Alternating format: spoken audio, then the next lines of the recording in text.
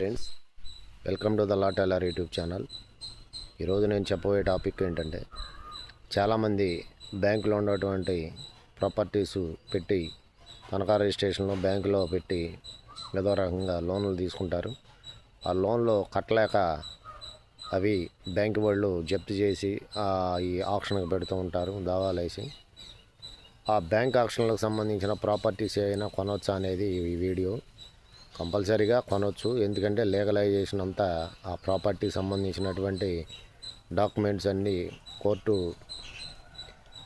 Hand ఓవర్లో sale జరుగుద్ది కాబట్టి, కోర్టు ఆక్షన్ పెట్టుద్ది కాబట్టి అన్ని ప్రాపర్ డాక్యుమెంట్స్ అన్నీ కరెక్ట్గా ఉంటాయి.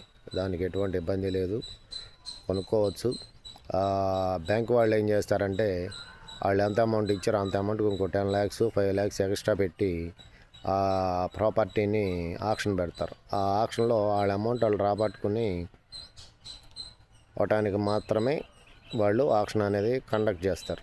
అందుచేత బ్యాంకులో ఉన్నటువంటి ఆక్షన్లో ఉన్నటువంటి ప్రాపర్టీస్ ఏదైనా కంపల్సరీగా కొనుక్కోవచ్చు, మంచిదే. లీగలైజేషన్ కూడా అంతా డాక్యుమెంటేషన్ పర్ఫెక్ట్గానే ఉంటుంది, దానివల్ల ఇబ్బంది ఏమి ఉండదు ఫ్రెండ్స్. కంపల్సరీగా బ్యాంక్ ఆక్షన్ ప్రాపర్టీస్ అనేది కొనుక్కోవచ్చు.